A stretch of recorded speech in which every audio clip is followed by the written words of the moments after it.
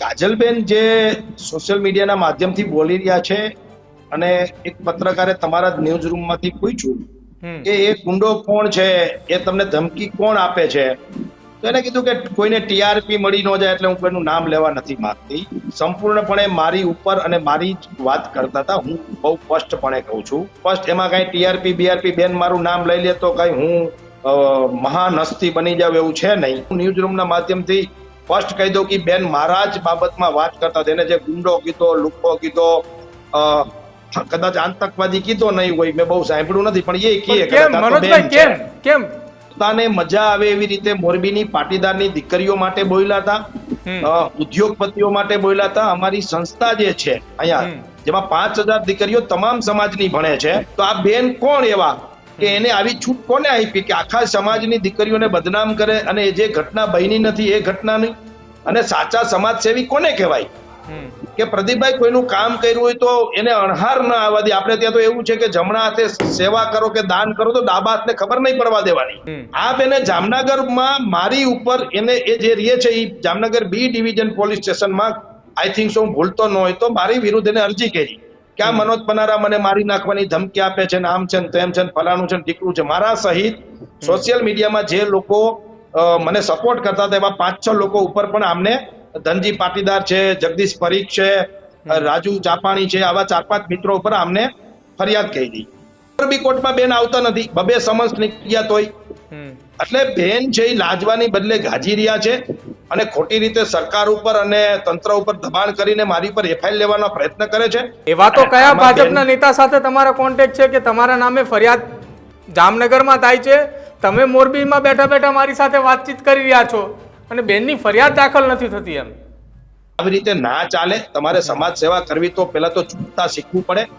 રૂપાલા સાહેબ બોલી ગયા હોય તો એને માફી માંગી છે કે આવો કોઈ કેસ મારી ઉપર બનતો નથી. બેન પરાણે પ્રેશર કરીને આ કેસ મારી પર કરાવી, મારા સાથીઓ પર આ કેસ દાખલ કરાવી, અને બેન છે એ એમનો જે મોરબીમાં કેસ ચાલી રહ્યો છે એનું સમાધાન કરવા માંગે છે.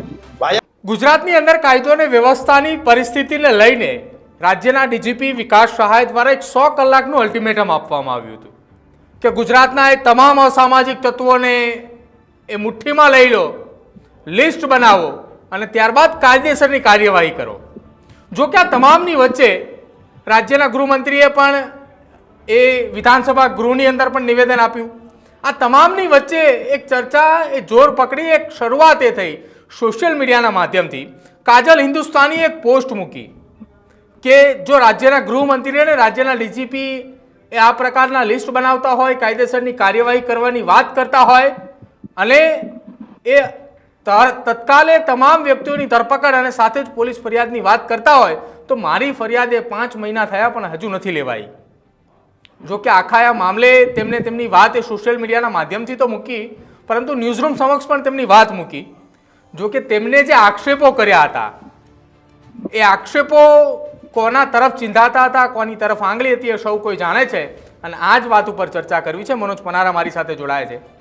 મનોજભાઈ, ગંભીર આક્ષેપો લાગ્યા, 5 મહિના જૂની ફરિયાદ, અને એવું કહેવામાં આવ્યું કે મારી ફરિયાદ એ જામનગરની અંદર નથી લેવાતી, મેં પુરાવા પણ આપ્યા છે, મેં પેનડ્રાઈવ પણ આપ્યા છે, મને મારી નાખવાની ગર્ભિત ધમકી પણ આપવામાં આવી. શું આખી ઘટના શું હતી અને કેમ આ પ્રકારની ફરિયાદની ચર્ચાઓ હવે 5 મહિના બાદ થઈ? કાજલબેન જે સોશિયલ મીડિયાના માધ્યમથી બોલી રહ્યા છે અને એક પત્રકારે તમારા જ ન્યૂઝ રૂમમાંથી પૂછ્યું કે એ ગુંડો કોણ છે, એ તમને ધમકી કોણ આપે છે, તો એને કીધું કે કોઈને ટીઆરપી મળી ન જાય એટલે હું કોઈનું નામ લેવા નથી માંગતી. પણ એ સંપૂર્ણપણે મારી ઉપર અને મારી જ વાત કરતા હતા. હું બહુ સ્પષ્ટપણે કહું છું, કારણ કે આપણે ગોળ ગોળ રમવા વાળા માણસ નથી. અને ફર્સ્ટ એમાં કઈ ટીઆરપી બીઆરપી બેન મારું નામ લઈ લે તો કઈ હું મહાન હસ્તી બની જાવ એવું છે નહીં. અને બેન મારું નામ ન લે તો કઈ હું જમીન ઉપર પૂરો થઈ જાવ એવું પણ છે નહીં. પણ હવે એ બેનની સ્ટાઇલ હશે ને આ બધી એની શું કહેવાય એજન્સીઓ દ્વારા સલાહ સૂચનો આપતા હોય, એને પ્રમોટ કરવા વાળી એજન્સીઓ, એટલે આવું બધું થતું હોય. બાકી અમે તો ભાઈ માલધારી છીએ. ગાયોને જો સવારે દૂધ દોઈ અને લોકોના ઘર સુધી પહોંચાડીએ, પશુપાલન કરીએ, ગાયોનો ખેતીનો ઘાસચારો વાવીએ, ગાયોનું ભરણ પોષણ કરીએ, કામ કરીએ, મજા કરીએ, એવા ખેતી કરતા પશુપાલન કરતા અને સામાજિક કામ કરતા કાર્યકર્તા છીએ, બરાબર. એટલે એમાં કઈ ટીઆરપી બીઆરપી બેન મારું નામ લઈ લે મારી વધી જાય ને ઘટી જાય કઈ નહીં, પણ હું ન્યૂઝ રૂમના માધ્યમથી ફર્સ્ટ કહી દઉં કે બેન મારા જ બાબતમાં વાત કરતા તેને જે ગુંડો કીધો, લુખ્ખો કીધો, કદાચ આતંકવાદી કીધો નહીં હોય, મેં બહુ સાંભળ્યું નથી, પણ એ કહે કેમ મનોજભાઈ કેમ ગુંડા તત્વોની યાદી બનાવવાની લિસ્ટની અંદર સામાજિક આગેવાનનું નામ કેમ?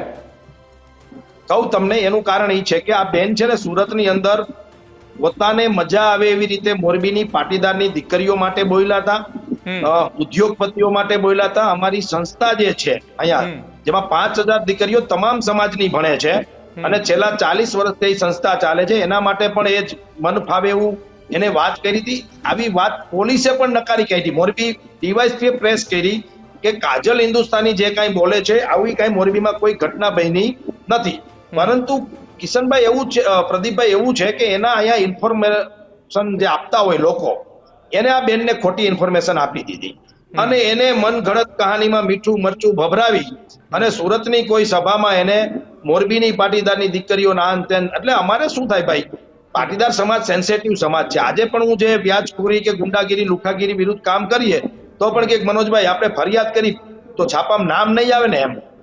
તો આ સમાજ પોતાનું નામ છાપામાં ન આવે, આબરૂ ન જાય, એના માટે બહુ સેન્સિટિવ છે. એની બદલે આ બેને જાહેરમાં અમારી આબરૂ કાઢી નાખી, ખાસ કરીને મોરબી પાટીદાર સમાજની દીકરીઓની.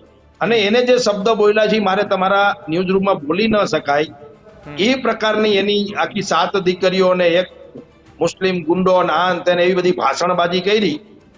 આવું કઈ હોય કે પ્રદીપભાઈ તો પણ અમારા જેવા આગેવાનો એને કહેવું જોઈએ. કોઈ પણ બેન દીકરીની ઇજ્જત જાહેરમાં ઉછાળવાનો કોઈને અધિકાર નથી અને આપણે ત્યાં છેડતી બળાત્કાર આવી કોઈ ઘટના બને તો એનું નામ પણ ગુપ્ત રાખવામાં આવે છે. અને કદાચ તમે કોર્ટમાં આ વિષયમાં ક્યારે તમે હાજરી આપી હોય અથવા તો વકીલ તમારા મિત્રોએ તેને પૂછજો કે જજ પણ એને અલગ રૂમમાં એનું નિવેદન લે છે અને એનું નામ ડિક્લેર એ દીકરીનું ન થાય, એ સમાજનું નામ ડિક્લેર ન થાય એની પણ તકેદારી કોર્ટ પણ રાખતી હોય છે, જજ સાહેબ પણ રાખતા હોય છે. તો આ બેન કોણ એવા કે એને આવી છૂટ કોને આપી કે આખા સમાજની દીકરીઓને બદનામ કરે અને જે ઘટના બની નથી એ ઘટનાની? અને સાચા સમાજસેવી કોને કહેવાય? કે પ્રદીપભાઈ કોઈનું કામ કર્યું હોય તો એને અણહાર ન આવવા દે. આપણે ત્યાં તો એવું છે કે જમણા હાથે સેવા કરો કે દાન કરો તો ડાબા હાથને ખબર નહીં પડવા દેવાની.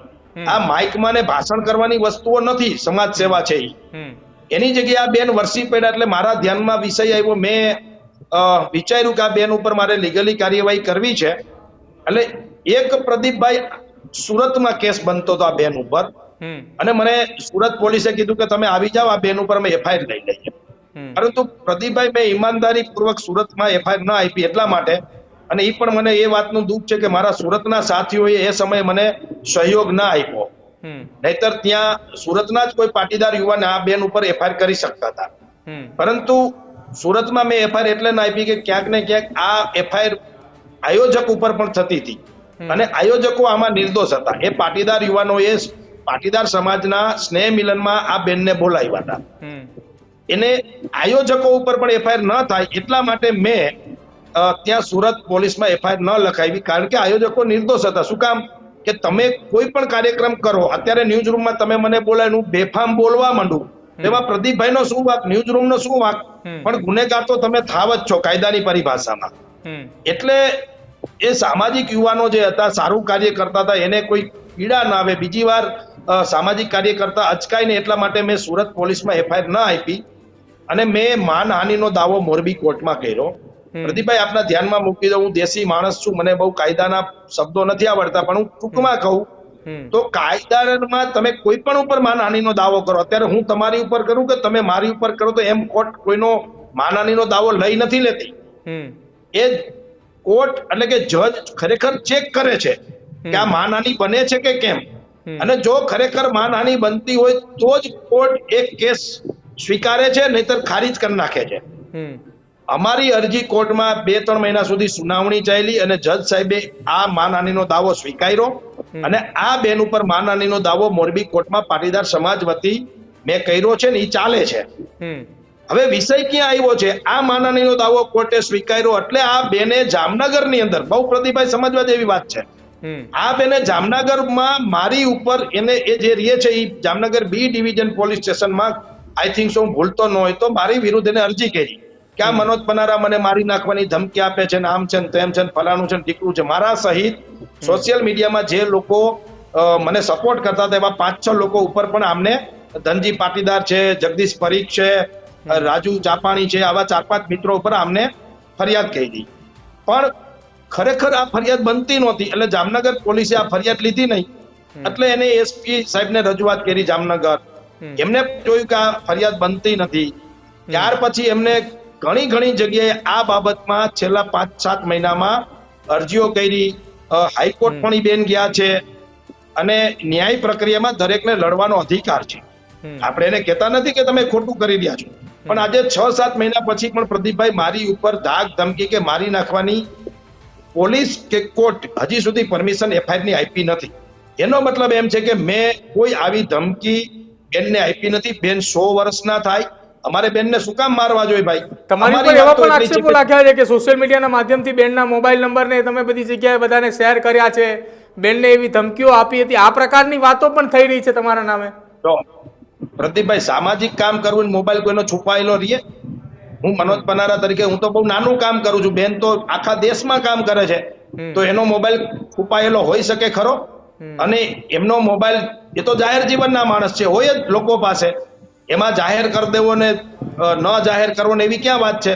પરંતુ હકીકત એ છે કે બેન અત્યારે મોરબી કોર્ટમાં એમને હાજર થવાનું છે, એ હાજર થતા નથી. ઇગોઇસ્ટ માણસ છે અને પોતે માફી માંગે. અમારી વાત એટલી છે કે બેન એવું કહી દે કે મારી પાસે જે મોરબીની વાત આવી હતી દીકરીઓ બાબતમાં એ ખોટી આવી હતી ને મારાથી ભૂલમાં આ સ્ટેજ ઉપરથી આ વાત થઈ ગઈ છે અને હું ક્ષમા ચાહું છું. જેનું કોઈનું દિલ દુભાણું હોય તો આ વાત, અમે તો મોટા મનના માણસ છીએ, અમે ક્યાં એમને ફાંસીની સજા આપવાની વાત કરીએ છીએ?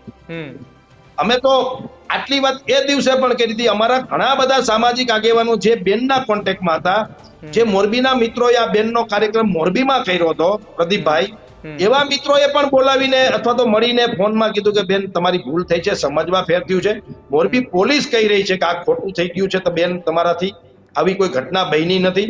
આમ છતાં બેન લાજવાની જગ્યાએ ગાજી રહ્યા છે ગુજરાતના પોલીસ અધિકારીઓને અને ગૃહમંત્રીને અને આ સરકારને ટાર્ગેટ કરીને પ્રેશર બનાવીને મારી ઉપર ફરિયાદ દાખલ કરવાના પ્રયત્નો કરે છે.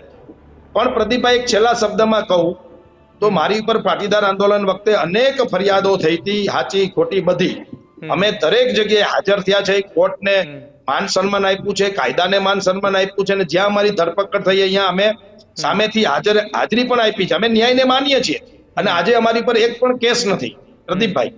તો બેને પણ સત્ય સ્વીકારવું પડે, કાયદાથી ઉપર આ દેશમાં કોઈ નથી, તો શું કામ મોરબી કોર્ટમાં બેન આવતા નથી? 2 સમન્સ નીકળ્યા તોય.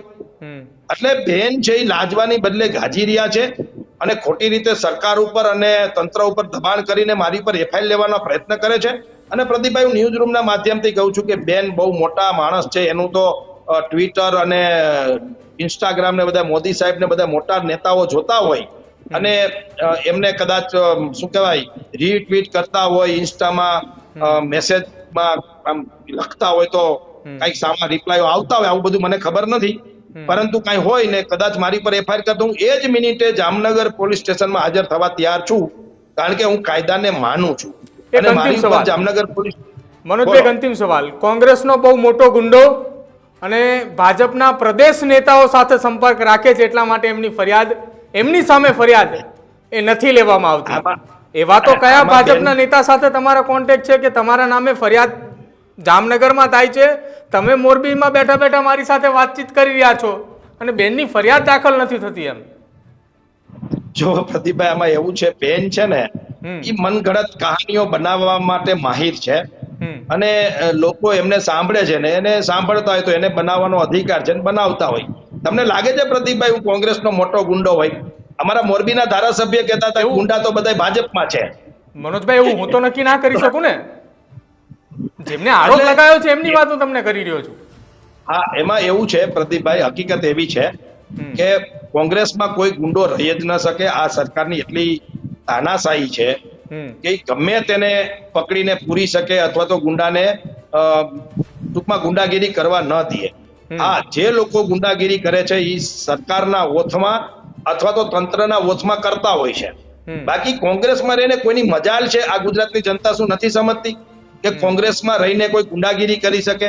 સાહેબ, સવારે એના આંખડા વિખાઈ જાય, પરંતુ હકીકત એ છે કે બેન ખોટી રીતે પ્રેશર કરી ગૃહમંત્રીને અને કોંગ્રેસને વચ્ચે લઈ અને પરાણે મારી પર એફઆઈઆર કરવા માંગે છે. પણ હું તમારા માધ્યમથી કહું છું બેનને અને એમના જે કોઈ સમર્થકો છે એમને કે આવી રીતે ના ચાલે. તમારે સમાજ સેવા કરવી તો પહેલા તો ચૂકતા શીખવું પડે. રૂપાલા સાહેબ બોલી ગયા હોય તો એને માફી માંગી છે. ગુજરાત અને દેશ અને દુનિયામાં અનેક મહાનુભાવોએ પોતાની ભૂલો સ્વીકારી છે. શબ્દમાં ક્યાંય આટી ઘૂંટી આવી ગઈ, બોલવામાં સમજવામાં કઈ ભૂલ થઈ હોય તો આપણે તો ત્યાં નવા વર્ષમાં રામ રામ કરીને કહીએ છીએ કે મારાથી કોઈ ભૂલ થઈ ગઈ, મારાથી કોઈનાથી દિલ દુભાણું હોય તો હું સોરી કહું છું, માફી માંગુ છું. મિચ્છામી દુક્કડમ. જૈનોમાં તો ખૂબ માફી માંગવાનો આખો રિવાજ છે. આપણે તો ત્યાં સંસ્કૃતિ છે. અને ભૂલ ના થઈ હોય તો આપણે એમ કહીએ છીએ કે મારાથી કોઈને દિલ દુભાણું હોય તો માફી માંગુ છું એમ. તો આ તો આવડા મોટા સમાજનું દિલ દુભાણું છે. એમના વિરુદ્ધ રેલીઓ નીકળી હતી, એમના વિરુદ્ધ સભાઓ થઈ હતી, એમના વિરુદ્ધ મોરબી કોર્ટમાં કેસ થયો છે અને ઈ કોર્ટે કેસ સ્વીકાર્યો છે પ્રદીપભાઈ. એટલે કે કાયદાથી કોઈ પર નથી. અને મારી સામેની જે એની અરજીઓ છે એ કોર્ટ પોલીસ લેતી નથી. એ કોર્ટમાં ગયા છે, ભલે ગયા. આપણે તો અમે કોર્ટમાં પણ લડશું. હાઈકોર્ટમાં હમણાં અમારું સમન્સ આવશે. અમારા વકીલે કીધું કે તમારું સમન્સ આવે એટલે તમારે આવવું પડશે. અમે આવશું. અમે તો ભાગતા નથી ફરતા.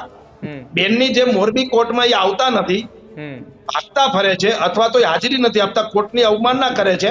અમે એવું કરવાના નથી. અમે તો પ્રેમથી લોકશાહી ઢબે ન્યાય પ્રક્રિયામાં માનીએ છીએ. અમારી વાત એટલી છે કે બેન, તમે અમારી બેન દીકરીઓને ખોટી રીતે બદનામ કરી છે.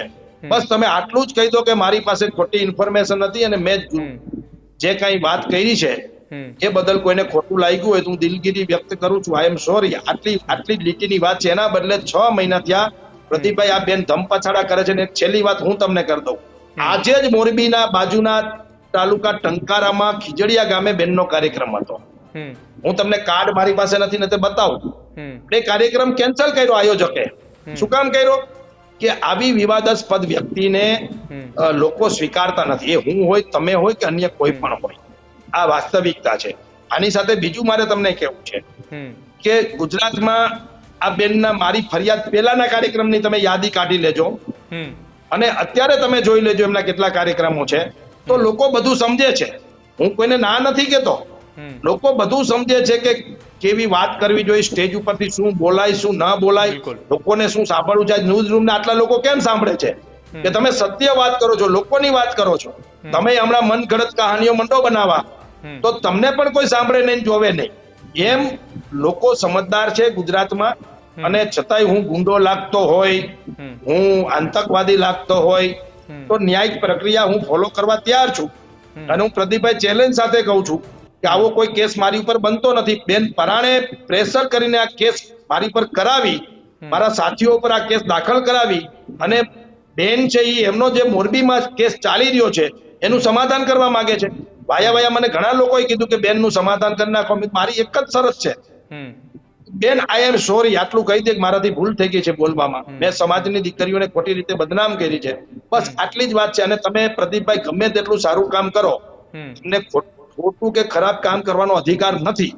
ઘણા લોકોએ મને કીધું કે બેન ખૂબ સારું કામ કરે છે. એટલે મેં કીધું કોઈ પણ માણસ ખૂબ સારું કામ કરે તો એને ખરાબ કામ કરવાનો અધિકાર છે નથી. તો કોઈને નથી. અને અમારી બીજી ક્યાં મોટી માંગણી છે ભાઈ? અમારી તો નાની અમથી અપેક્ષા છે. છતાંય જોઈએ શું થાય છે પ્રદીપભાઈ. બિલકુલ. તો રાજ્યના ડીજીપી વિકાસ સહાયે 100 કલાકનું અલ્ટિમેટમ આપ્યું હતું. રાજ્યના ગૃહમંત્રીએ પણ આખી આ વાતને લઈને ગૃહની અંદર ચર્ચા થઈ હતી. જો કે બાદ એક ચર્ચાએ ખૂબ વેગ પકડ્યો હતો કે ગુજરાતના એવા કોણ મોટા ડોન કે કોંગ્રેસના નેતા હોય અને ભાજપના નેતા સાથે સંબંધ હોય, અને આ વાત એ કાજલ હિન્દુસ્તાની કરી રહ્યા હતા. અને એ વાત બાદ હવે ખુલીને મનોજ પનારા સામે આવી ચૂક્યા છે અને એમને કહ્યું છે કે આ વાત બીજા કોઈ નહીં પરંતુ મારી જ કરતા હતા. શું આખી વાત હતી એ પણ મનોજ પનારાએ જણાવી છે. તમારું શું માનવું છે આખી આ ઘટનાને લઈને, આખી આ ચર્ચાને લઈને? કેમ કે 5 મહિનાથી એક કેસ ચાલતો હતો. એ કેસમાં હવે ઘટના એવી બની છે કે પોલીસ ફરિયાદ ન લેવાતી હોવાની વાત કરવામાં આવી છે. કાજલ હિન્દુસ્તાનીએ એવું પણ કહ્યું છે કે મેં પુરાવા આપ્યા છે. સામે પક્ષે મનોજ પનારાએ પણ આખી વાત મૂકી છે. તેમની આખી ઘટના શું હતી એ પણ જણાવી છે. આખી આ વાતને લઈને તમારું શું માનવું છે તમારા કમેન્ટ સેક્શનમાં જરૂર જણાવજો. જોતા રહેજો ન્યૂઝરૂમ. નમસ્કાર.